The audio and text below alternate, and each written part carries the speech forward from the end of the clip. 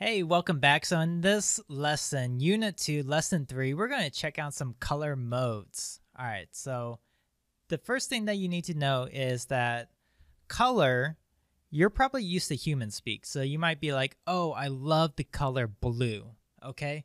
But your computer or the printer and all those machines that you're going to use in graphic and multimedia design do not understand the word blue. You have to speak in the computer language for those to understand what color you're talking about. And in this lesson, we're going to learn about RGB, CMYK, and hexadecimal. So you need to become comfortable with understanding, using, and converting between these three color codes in your work if you're passionate about this career. Okay, so let's check out first RGB. So this is the color for computer screens. It's an additive.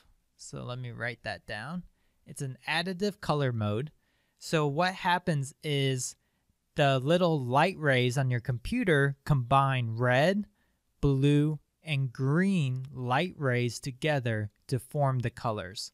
Okay, so the computer screen just has these three colors and they mix together to make all the other colors. If you mix red and blue together, you get magenta.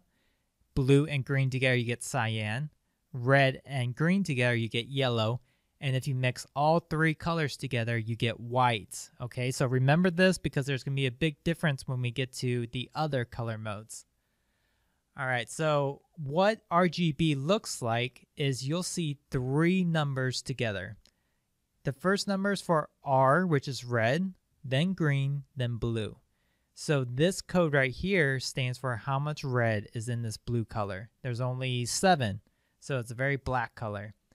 The green is 134, so we got that color. So this color plus this color plus this color equals this color, right?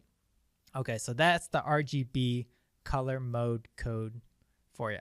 Next, let's check out CMYK.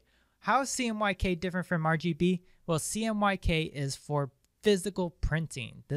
So if you make this awesome screen print for a new t-shirt design that you really like, you will give the printers the colors in terms of CMYK. Okay, so CMYK stands for cyan, magenta, yellow, and K represents black. Okay, so it has 4 colors. And what happens is that on the physical printer, this is actual ink. So can I draw a little ink dot, right? So these ink drops will get sprayed onto a location on the page to form all the colors of the rainbow, right?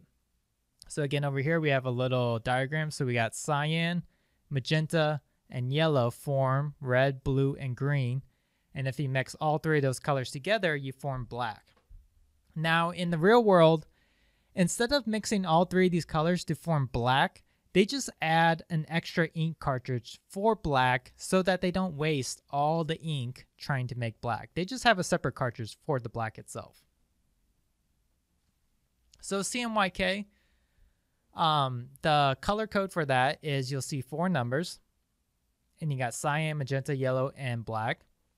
So you see here, I'm mixing cyan with this drop of magenta. With this drop, there's 0 yellow, so that's not being added. And then a little bit of black to form that same blue from the RGB. All right, so that's the CMYK for physical printing. Now hexadecimal. This is also for computers, but this is kind of a little bit more on the computer programming side. So if you build websites, you will see this hexadecimal code a lot. And you'll also see this in your final project and projects throughout this course. So what the hexadecimal looks like is you'll see like a pound sign and then 6 numbers and letter combinations after it. So again, the first 2 represents red, the next 2 represents green, and the next 2 represents blue. This is not directly RGB, but I'm just saying that what each one of these represents, okay? So in the lesson the assessment for this lesson, you'll practice converting between these types. And there'll be a video on explaining how to go through that process.